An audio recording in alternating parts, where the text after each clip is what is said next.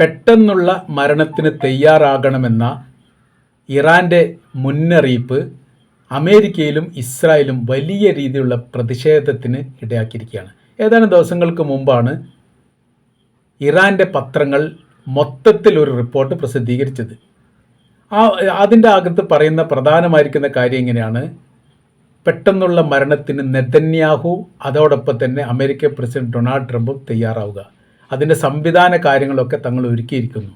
നിങ്ങൾ തയ്യാറെടുത്താൽ മതി, അത് നിങ്ങളിലേക്ക് എത്തിച്ചേരുക തന്നെ ചെയ്യും. അമേരിക്കയുടെ റിപ്പബ്ലിക്കൻ പാർട്ടിയും ഡെമോക്രാറ്റിക് പാർട്ടിയുടെ ഭാഗത്തുനിന്ന്, അതായത് ഭരണപക്ഷവും പ്രതിപക്ഷവും ആദ്യഘട്ടത്തിൽ തന്നെ പ്രതിഷേധവുമായിട്ട് രംഗത്ത് വന്നു. ഇങ്ങനൊരു സാഹചര്യങ്ങൾ ഉണ്ടാവാനുള്ള കാര്യത്തെക്കുറിച്ച് അന്വേഷിക്കണം എന്നായിരുന്നു പറഞ്ഞത്. ട്രംപിനോട് താല്പര്യമുള്ളൊരു സ്വാഭാവികമായിട്ട് ഉണ്ടാവുമല്ലോ. നെതന്യാഹുവിൻ്റെ, അതായത് ഇസ്രായേലിൻ്റെ ഭാഗത്തുനിന്നും സമാനമായ രീതിയിലുള്ള ചില പ്രതികരണങ്ങൾ പുറത്തു വന്നു. അദ്ദേഹത്തിൻ്റെ രാഷ്ട്രീയ പാർട്ടിയും പ്രതിപക്ഷവും ഈ പറയുന്ന പോലെ ആ വിഷയത്തിൽ ഇടപെട്ടുകൊണ്ട് സംസാരിച്ചു എന്നുള്ളതാണ്. അവിടുത്തെ പത്രങ്ങളടക്കം 20 ചാനലടക്കമുള്ള ഈ മീഡിയകൾ വലിയ പ്രാധാന്യത്തോടു കൂടി അത് തുടർ ചർച്ചയാക്കി തന്നെ കൊണ്ടുവന്നു. അവർ പറയുന്ന കാര്യം ഇങ്ങനെയാണ്: അമേരിക്കൻ പ്രസിഡന്റ് ഡൊണാൾഡ് ട്രംപിൻ്റെ വിശ്വസ്ത സുഹൃത്തായിരുന്ന ഗ്രഹാമിൻ്റെ മരണം അത് ഒരു കൊലപാതകമാണ് എന്ന തരത്തിലാണ് റഷ്യയുടെ ചില പത്രങ്ങൾ റിപ്പോർട്ട് പുറത്തു വിട്ടത്. ഏത് തരത്തിലാണ് അറ്റാക്കായിട്ടാണ് മരണപ്പെട്ടത്, അതിൻ്റെ ഇടയിൽ ഉക്രൈൻ സന്ദർശിച്ചിരുന്നു, പിന്നെ ഏതെങ്കിലും തരത്തിൽ വിഷവാതകങ്ങളോ മറ്റോ വയറിൻ്റെ അകത്ത് കയറിയോ എന്നതിനെക്കുറിച്ചുള്ള വിവരങ്ങളൊന്നും പുറത്തു വന്നിട്ടില്ല. അത് വെനിസുലയുടെ പ്രസിഡൻ്റ് ആയിരുന്ന വെനിസുല ഇപ്പോഴത്തെ തട്ടിക്കൊണ്ടുപോയ പ്രസിഡന്റിന് മുമ്പ് വെനിസുലയുടെ പ്രസിഡന്റിനെ കൊലപ്പെടുത്തിയത് അല്ലെങ്കിൽ അദ്ദേഹം മരണപ്പെട്ടത് ക്യാൻസറിൻ്റെ അണുക്കൾ കാരണമായിരുന്നു. അപ്പോൾ ഷാവേസ് മരണപ്പെട്ടതുമായി ബന്ധപ്പെട്ട് ഒരുപാട് വിവാദങ്ങളുണ്ടായിരുന്നു. അദ്ദേഹത്തിൻ്റെ ശരീരത്തിൽ ക്യാൻസറിൻ്റെ അണുക്കൾ അമേരിക്ക കുത്തിവെച്ചു. അത് എങ്ങനെ കുത്തിവെച്ചു, എവിടെ കുത്തിവെച്ചു എന്നതിനെക്കുറിച്ചൊന്നും വിവരങ്ങൾ പുറത്തു വന്നിട്ടില്ല. ഈ അണുക്കളാണ് അദ്ദേഹത്തെ മരണത്തിലേക്ക് എത്തിച്ചത് എന്നുള്ളത്. വല്ലാതെ പ്രായമൊന്നും ആയിട്ടില്ല, 58 അല്ല 60 ആ വയസ്സിൻ്റെ ഇടയിലാണ് അദ്ദേഹം മരണപ്പെടുന്നത്. പിന്നീടാണ് ഇപ്പോഴത്തെ തട്ടിക്കൊണ്ടുപോയ പ്രസിഡന്റ് അധികാരത്തിൽ വരുന്നത്. അപ്പോൾ ആ സമയത്ത് തന്നെ ഇത്തരം ഒരു പ്രവൃത്തികൾ ചെയ്തിട്ടുണ്ട് എന്ന് പറയപ്പെടുന്നു. അപ്പോൾ ഇറാനും അതേപോലെ തന്നെ റഷ്യയുടെ സഹായത്തോടു കൂടി ഇറാൻ അത്തരം ചില പ്രവൃത്തികൾ ആരംഭിച്ചിട്ടുണ്ട് എന്നുള്ളതാണ്. ഇറാനിയൻ പത്രമായിരുന്ന ഹംഷഹരിയാണ് ഹംഷഹരി എന്ന് പറഞ്ഞ പത്രമാണ് ആദ്യം ഇത് റിപ്പോർട്ടായിട്ട് പ്രസിദ്ധീകരിച്ച്. പിന്നെ തുടർന്ന് എല്ലാ പത്രവും പ്രസിദ്ധീകരിച്ചു. ചാനലിൽ വലിയ രീതിയിൽ ചർച്ച വന്നു. പിന്നെ തൊട്ടടുത്ത ഈ രാഷ്ട്രങ്ങളിലേക്ക് ഇത് വ്യാപിച്ചു. സോഷ്യൽ മീഡിയ ഇത് ആഘോഷിച്ചു, ഇത് കൊണ്ടാടി, ചർച്ചയായി, പിന്നീട് വിവാദമായി. Get ready for sudden death എന്ന ഹെഡിങ്ങോട് കൂടിയിട്ടാണ് ചില പത്രങ്ങളൊക്കെ പുറത്തു വന്നത്. പെട്ടെന്നുള്ള മരണത്തിന് തയ്യാറാവുക. Trump, Netanyahu, Marco Rubio, Pete Hegseth, Brad Cooper, Mike ഹക്കണ്ടി, ഗ്രഹാം തുടങ്ങിയ 13 ആളുകളുടെ ലിസ്റ്റും അത് പ്രസിദ്ധീകരിച്ചു. അതിൽ ഗ്രഹാം എന്ന് പറയുന്ന ആളാണ് ഇപ്പോൾ മരണപ്പെട്ടത്. അദ്ദേഹത്തിൻ്റെ മരണവുമായിട്ട് ബന്ധപ്പെട്ട ദുരൂഹത അന്വേഷിക്കണമെന്ന് പറഞ്ഞിട്ട് അമേരിക്കയിൽ തന്നെ വലിയ വിഷയമാണ്. ട്രംപിൻ്റെ വിശ്വസ സുഹൃത്തായിരുന്നു, ഇറാൻ്റെ വലിയ രീതിയിലുള്ള വിരോധിയായിരുന്നു. എല്ലാ തരത്തിലും ചില പരാമർശത്തിൽ കാണാൻ വേണ്ടി സാധിക്കുന്നത്, വേണ്ടി വന്നാൽ എന്തുകൊണ്ട് ആണവായുധം പ്രയോഗിക്കില്ല ഇറാനിൽ എന്നൊന്നും പറയാൻ വേണ്ടി സാധിക്കില്ല, ഒരുപക്ഷെ അതും ഒരു സാധ്യമാവുന്നതാണ് എന്ന തരത്തിലുള്ള പരാമർശം പോലും ഇദ്ദേഹത്തിൻ്റെ ഭാഗത്തുനിന്ന് ഉണ്ടായിട്ടുണ്ട് എന്ന് പറയപ്പെടുന്നു. ആ തരത്തിലാണ് അവസ്ഥകളുള്ളത്, ആ തരത്തിലാണ് സാഹചര്യങ്ങളൊക്കെ ഇപ്പോൾ ഉള്ളത്. അപ്പോൾ ഇപ്പോഴത്തെ വിഷയം എന്ന് പറഞ്ഞാൽ നെതന്യാഹുവിനൊക്കെ വലിയ രീതിയിൽ സുരക്ഷാ സംവിധാനം ഒരുക്കിയിട്ടുണ്ട്. ഇവിടെ ഒരു പ്രശ്നമുണ്ട്, ഇതങ്ങനെ നിസ്സാരമായിട്ട് കാണാൻ വേണ്ടി സാധിക്കുകയില്ല. ഇസ്രായേൽ പ്രധാനമന്ത്രി ബെഞ്ചമിൻ നെതന്യാഹുവിന് നേരെ 3 പ്രാവശ്യം വധശ്രമം നടത്തിയിട്ടുണ്ട്. അദ്ദേഹത്തിൻ്റെ വീടിൻ്റെ ചുവരുകൾ ഈ സുരക്ഷാ ഭിത്തി തകർന്നുകൊണ്ട് അവിടെ ഉണ്ടായിരുന്ന ഒരു ഈ കാവൽക്കാരൻ കൊല്ലപ്പെട്ടു എന്നും പറയുന്നുണ്ട്, പരിക്കേറ്റു എന്ന് പറയുന്നത് സ്ഥിരീകരിച്ചിട്ടില്ല. ഏതായിരുന്നാലും അത്തരം സംഭവം റിപ്പോർട്ട് ചെയ്തിട്ടുണ്ട്. ആ സമയത്ത് നെതന്യാഹു വീട്ടിലില്ലാത്തത് കൊണ്ടാണ് രക്ഷപ്പെട്ടത് എന്ന തരത്തിലാണ്. ഇതേ വീടിന് പിന്നീട് അതിനേക്കാൾ ശക്തമായിരിക്കുന്ന ഒരു സ്ഫോടനം നടക്കുകയും ചെയ്തു. ആ സമയത്തും ഒരുപാട് നാശനഷ്ടങ്ങൾ വീടുമായിട്ട് ബന്ധപ്പെട്ട് ഉണ്ടായിട്ടുണ്ട്. പക്ഷേ ആ റിപ്പോർട്ട് ഒന്നും പുറത്തു വിട്ടിട്ടില്ല. വന്നിട്ടുണ്ട്, പ്രതിരോധിക്കാൻ വേണ്ടി സാധിച്ചു, അതിൻ്റെ ചീളുകൾ തെറിക്കപ്പെട്ടു എന്ന് പറഞ്ഞിട്ട് ഒഴിഞ്ഞു മാറുകയാണ് ചെയ്യുക. വലിയ നാശനഷ്ടം രണ്ടാമത്തതാണ്. അപ്പോൾ കൊലപാതകത്തിന് വേണ്ടിയിട്ട് അല്ലെങ്കിൽ വധിക്കാൻ വേണ്ടിയുള്ള ശ്രമം 2 തവണ നടത്തിയിട്ടുണ്ട്. അതിൽ ഒരു തവണ നടത്തിയത് ഇവരാണ്, ഹിസ്ബുള്ള ഗ്രൂപ്പാണ് എന്നും പറയുന്നു. എന്ന് വെച്ചാൽ ഒരുപാട് തവണ നടത്തിയതിൻ്റെ ഭാഗങ്ങളൊക്കെ പറയുന്നത് 2 തവണ സ്ഥിരീകരിക്കപ്പെട്ടു, 1 പ്രാവശ്യം കൂടി ഉണ്ടായിട്ടുണ്ട് എന്ന് പറയുന്നു. വേറെ റിപ്പോർട്ടിൻ്റെ അകത്ത് അങ്ങനെയൊന്നല്ല, 6ലധികം തവണ ഹൂത്തികളുടെ ഭാഗത്തുനിന്നും ആക്രമണം ഉണ്ടായിട്ടുണ്ടെന്നാണ്. ആ ഹൂത്തികൾ, ഹിസ്ബുള്ള ഗ്രൂപ്പ്, ഇറാൻ, അങ്ങനെ ഒരുപാട് പോകുന്നു ചുരുക്കത്തിൽ. അതങ്ങനെ അമേരിക്കൻ പ്രസിഡന്റ് ഡൊണാൾഡ് ട്രംപിൻ്റെ കാര്യം നമ്മൾ നോക്കുന്ന സമയത്ത് ട്രംപിന് നേരെ 6 തവണ വധശ്രമം ഉണ്ടായിട്ടുണ്ട്. 5 തവണ വധശ്രമം ഉണ്ടായതും ഈ പ്രസിഡൻ്റ് ആയതിനു ശേഷമാണ്. ഒരു തവണ ഇലക്ഷൻ പ്രചരണത്തോടനുബന്ധിച്ച് മത്സര സമയത്താണ് ഈ ഈ വധശ്രമം നടക്കുന്നത്.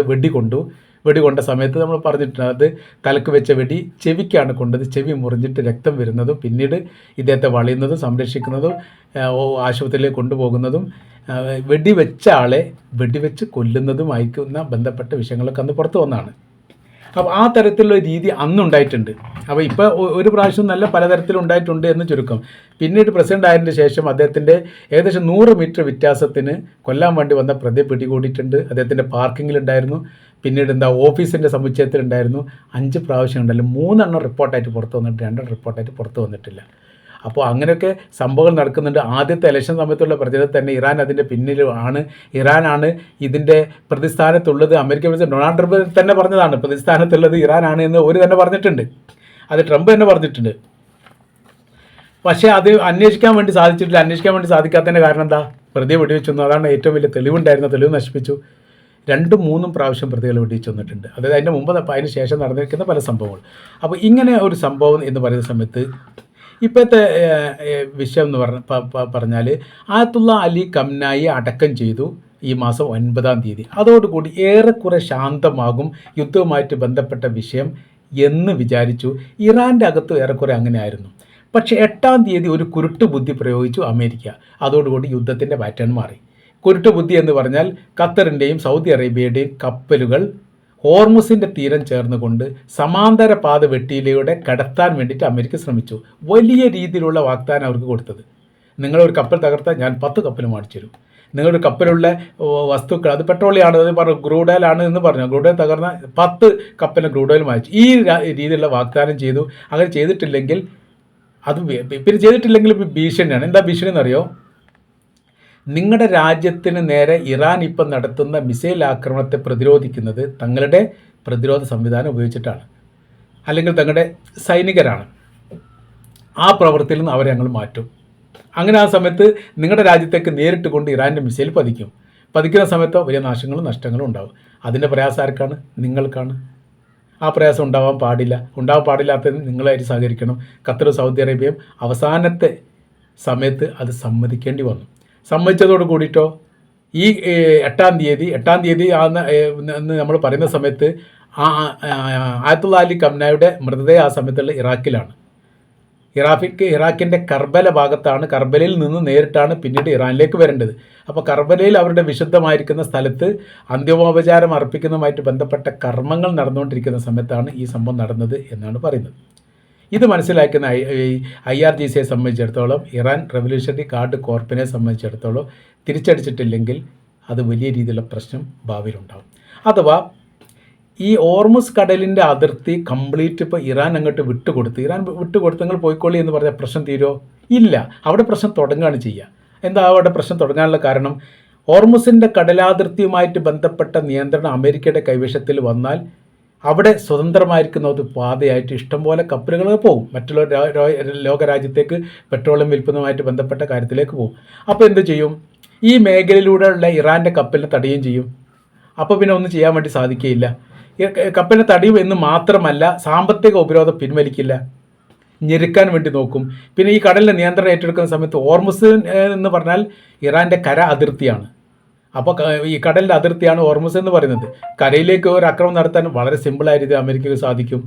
അങ്ങനെ ഇറാൻ എന്ന് പറയുന്ന രാജ്യത്തെ തന്നെ അശേഷം ഇല്ലാതാക്കാൻ വേണ്ടിയിട്ട് ഹോർമുസ് എന്ന് പറയുന്ന കടലിൻ്റെ അതിർത്തിയുടെ അവകാശങ്ങൾ അല്ലെങ്കിൽ അതിൻ്റെ അധികാരങ്ങൾ അമേരിക്കയിലേക്ക് വന്നാൽ ഓട്ടോമാറ്റിക്കായിട്ട് ഇറാൻ എന്ന് പറയുന്ന രാജ്യത്തിൻ്റെ പ്രൗഢി, അതിൻ്റെ സൈനിക ശക്തി എല്ലാം ഇല്ലാതാക്കാൻ വേണ്ടി സാധിക്കും എന്നുള്ള ബോധ്യം ഇറാനുണ്ട്. അതാണ് ഇതിൻ്റെ കാതലായിരിക്കുന്ന വിഷയം. അല്ലാതെ ഇത്രയും കാലം ആ മേഖലയിലൂടെ, ആ കടലിടുക്കിലൂടെ കപ്പൽ കടന്നു പോകുന്ന സമയത്ത് ഇറാൻ ചുങ്കം വാങ്ങിയിട്ടില്ല. ഇറാൻ ചുങ്കം വാങ്ങേണ്ട ആവശ്യമില്ല. അതൊരു അന്താരാഷ്ട്ര പാതയായിട്ട് പോയിക്കൊണ്ടിരുന്നതാണ്. പക്ഷേ ഇറാൻ പറഞ്ഞിരിക്കുന്ന ഒരു കാര്യമുണ്ട്, തങ്ങൾക്ക് നേരെ ഏതെങ്കിലും തരത്തിലുള്ള പ്രശ്നമോ ബുദ്ധിമുട്ടോ വന്നാൽ തങ്ങൾ ആ കടൽ അടക്കുന്നതാണ്. അവരടക്കുകയും ചെയ്തിട്ടുണ്ട്. അവരുടെ നിയന്ത്രണത്തിലേക്ക് അത് ആവുകയും ചെയ്തിട്ടുണ്ട്. ആ തരത്തിലുള്ള വിഷയങ്ങളാണ്. അപ്പോൾ ഇപ്പോഴത്തെ സ്ഥിതി കാര്യങ്ങൾ നമ്മൾ നോക്കുന്ന സമയത്ത് മറ്റൊരു തലത്തിലേക്ക് ഈ കാര്യങ്ങൾ പോകുന്നു എന്ന് പറഞ്ഞാൽ, ഇവിടെ ഇപ്പോൾ ട്രംപ് പറഞ്ഞു എന്നെ വധിക്കാൻ ഇറാൻ ശ്രമിക്കുന്നുണ്ട്. അപ്പോൾ സ്ഥിരീകരിച്ച ഒരു റിപ്പോർട്ടായിട്ട് തന്നെയാണ് കാണുന്നത്.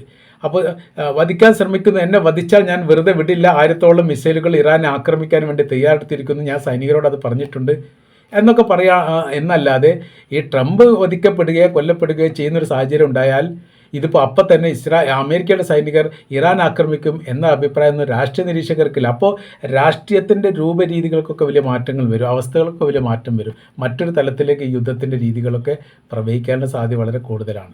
അപ്പോൾ ഏത് തരത്തിൽ എങ്ങനെയാണ് വരിക എന്നൊന്നും പറയാൻ പറ്റില്ല. ഏതായിരുന്നാലും ഇസ്രായേൽ പ്രധാനമന്ത്രിയെ സംബന്ധിച്ചിടത്തോളം, അമേരിക്കൻ പ്രസിഡന്റിനെ സംബന്ധിച്ചിടത്തോളം ഇറാൻ ഇപ്പോൾ മുന്നോട്ട് വെച്ചിരിക്കുന്ന ഭീഷണി അത് വളരെ ഗൗരവത്തിൽ തന്നെയാണ് എടുത്തിരിക്കുന്നത് എന്ന് തീർച്ചയായിട്ടും നമുക്ക് പറയാൻ വേണ്ടി സാധിക്കുന്നതാണ്. ഇതിനൊരു പ്രതിഫലമായിട്ട് എന്തെങ്കിലും ചെയ്യാൻ സാധിക്കും എന്ന് ഇപ്പോഴും ലോകം വിശ്വസിക്കുന്നില്ല എന്നതും ഇതിൻ്റെ ഒരു യാഥാർത്ഥ്യമാണ്.